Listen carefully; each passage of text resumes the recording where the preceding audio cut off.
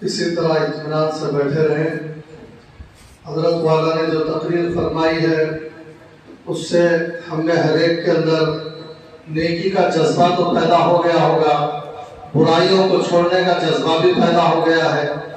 یہ مجلس بھی ایسی ہی ہے، محفل بھی ایسی ہے، لیکن کیا کیجئے گا کہ بعض دفعہ ایسا جذبہ پیدا ہوتا تو ہے ایسی مجلسوں میں، لیکن ایسی مجلسوں کا اثر ختم کرنے والی مجلسیں بھی ہوتی ہیں۔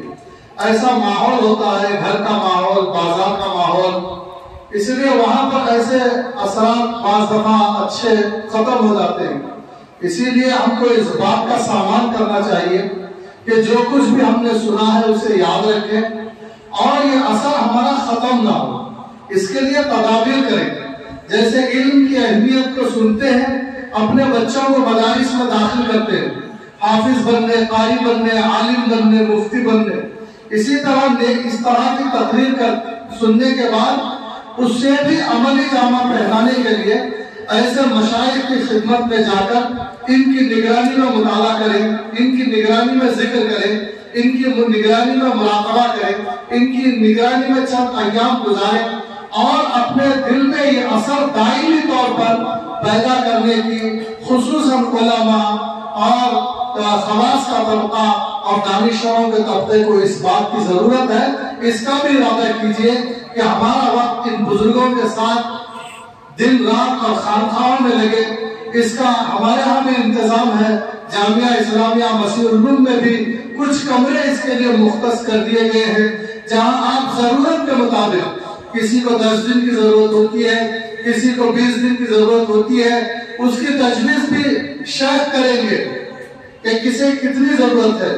جیسے ڈاکٹر تجویز کرتا ہے کہ اس مریض کو کتنے دن ایڈمٹ ہو کر علاج کرانا ہے، اس طرح ہماری روح کی کیا پوزیشن ہے، ہماری صورتحال کی کیا پوزیشن ہے، اس کا اندازہ لگایا جا سکتا ہے۔ اس کا بھی آپ حضرات ارادہ کریں، بنگلور پہنچنے کی کوشش کریں، اپنا جان اپنی مال لے کر وہاں کچھ ایام دینی و علمی و روحانی ماحول میں گزارنے کی کوشش کریں۔ تیار ہے آپ لوگ اس کے لیے؟ اور ایک دوسری بات یہ ہے کہ بعض دفعہ ایسی مجلسوں میں پوری باتیں جیسا کہ حضرت نے فرمایا نہیں آتی ہیں، کچھ باتیں آتی ہیں، بہت ساری باتیں رہ جاتی ہیں۔ اسی لیے اس طرح کی معلومات کے لیے کتابوں کا مطالعہ بھی کرنا ہمارے لیے انتہائی ضروری ہے، اور کتابوں میں بھی منتخب کتابیں اصلاح کے لیے ہی، دل کو نرم کرنے والے، دماغ میں پاکیزگی پیدا کرنے والے، فکر آخرت پیدا کرنے والی کتابیں ہوتی ہیں۔ ایسی کتابوں کا مطالعہ کرنا بھی ہماری روزانہ کی ضرورت ہے۔ اسی ضرورت کے پیش نظر ہم کچھ کتابیں حضرت اقدس کی یہاں پر لائے ہیں۔ میرے ہاتھ میں وہ کتابیں آپ لوگ دیکھ رہے ہیں۔ ایک کتاب ہے جسے آپ دیکھ رہے ہیں، حضرت والا کی کتاب ہے، دل کی دنیا آباد کیجیے۔ اس کا موضوع ہی دل ہے، دل کے سلسلے میں تفصیلی گفتگو کی گئی ہے۔ یہ کتاب ہمارے ساتھ ہم لوگ لائے ہیں، جو باہر آپ کو یہ براہ فروخت کو مل جائے گی۔ حقیقت یہ ہے کہ جس کا دل آباد ہوتا ہے اصل میں وہی شخص آباد ہے، جس کا دل آباد نہیں، حقیقت یہ ہے کہ وہ آدمی آباد نہیں ہے۔ یہ سب باتیں روح نکالنے کے فرشتے نظر آنے اور زندگی سے ہمارا وقت ختم آنے سے پہلے بہت اہمیت اور بہت کام کی ہے۔ اگر فرشتے نظر آنے لگ جائیں یا ہم قبر میں پہنچا دیے جائیں، تب اگر ہم پچھتائیں گے تو اس کا کوئی فائدہ نہیں ہے۔ ایک اور کتاب ہے حضرت مولانا شاہ ولی صاحب کے افادات کی، افادات ابرار کے نام سے۔ کئی سال پہلے اس کو حضرت ہی نے ترتیب دی ہے، اس کے مرتب حضرت ہی ہے۔ حضرت کی قیمتی باتیں نصائح اس کے اندر ہے، اور افادہ عام کے لیے ہم سب کو جو حضرت کی محفل میں ہم نہیں تھے اس وقت، جو بھی نہیں تھے، ان کو بھی حضرت کے ان عظیم نصائح اور یہ قیمتی باتیں پہنچنے کے لیے اسے بھی کتابی شکل دی گئی ہے۔ افادات ابرار اس کتاب کا نام ہے۔ یہ رسالہ بھی ہمارے ساتھ موجود ہے، جسے آپ نماز کے بعد جاتے ہوئے خرید کر لے جا سکتے ہیں۔ ایک اور کتاب ہے حضرت اقدس کی فیضان معرفت، اس کتاب کا نام ہے، آپ دیکھ رہے ہیں۔ یہ حضرت کی مجالس کا مجموعہ ہے۔ اس کے اندر اس طرح کی اصلاح طرح کی باتیں موجود ہیں جس میں ہم سب کی ضرورت کا سامان ہے. مرد، عورت، عالم اور عامی سب کے لیے، چھوٹے بڑوں کے لیے اس میں اصلاح کا سامان ہے. معلوماتی طور پر ہم اسے پڑھ کر جان سکتے ہیں کہ جو ہے فکر آخرت کیا ہوتی ہے، اصلاح کیا ہوتی ہے.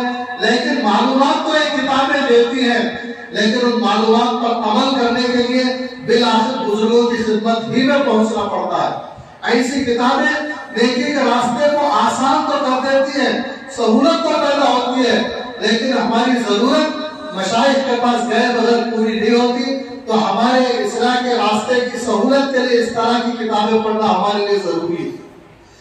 ایک اور کتاب ہمارے ساتھ ہے، زکوٰۃ کے اہم اور جدید مسائل. جس طرح نماز ہم الگ تک نہیں پڑھ سکتے، اس میں بھی مسائل ہے. مسائل کے مطابق ہی نماز پڑھیں گے تو اس نماز کا وزن قیامت کے دن آئے گا. نماز کی طرح مالداروں کے اوپر زکوٰۃ کا فریضہ بھی عائد ہوتا ہے. اسے بھی زکوٰۃ کو فریضہ سمجھ کر مسائل کی روشنی میں، کتاب و سنت کی روشنی میں، اور جو عام مسائل ہیں عام انداز میں، اور جو نئے نئے مسائل اس زمانے کے بدلنے کی وجہ سے زکوٰۃ کے پیدا ہو گئے ہیں، جسے مختلف لوگ سوالات کے ذریعے کرتے رہتے ہیں، ان مسائل کا حل بھی اس کتاب کے اندر پیش کیا گیا ہے. اپنی زکاتوں کو ٹھیک ٹھیک انداز سے، قابل قبول انداز سے ذخیرہ آخرت کے طور پر ادا کرنے کے لیے اس قسم کی کتابیں بھی ہمارے لیے بہت ضروری ہے. یہ کتاب طلباء، علماء، عوام، خواص کے لیے سب کے لیے مفید ہے. یہ کتاب بھی ہم آپ جو ہے لائے ہیں، اسے بھی آپ جاتے ہوئے خرید کر جا سکتے ہیں. آخر میں پھر میں دوبارہ حضرات کی توجہ دلانا چاہتا ہوں کہ بیان تو بہت شاندار ہے، لیکن یہ بات سمجھ لیں کہ بیان سے جذبات پیدا ہوتا ہے، لیکن ہماری مکمل ضرورت پوری نہیں ہوتی. ہماری ضرورت پورا ہونا ہے، ہمیں اچھا جینا ہے اور ہمیں اچھا مرنا ہے. ہمارے برزخ میں کوئی مسئلہ نہیں آنا ہے، قیامت میں رسوائی نہیں آنا ہے. تو اس کے لیے ہمت کیجئے، ارادہ کیجئے، ذکر کرنے کی عادت ڈالیے، بزرگوں کے پاس پہنچیے، اللہ سے مانگیے، اس کی ضرورت کو محسوس کیجئے، گڑ گڑائیے خدا تعالیٰ کے سامنے. اللہ تعالیٰ سے دعا کرتا ہوں کہ ہم سب کو توفیق اور صلاحیت مرحمت فرمائے، ہماری اصلاح کے اسباب کو ہمارے لیے آسان فرمائے.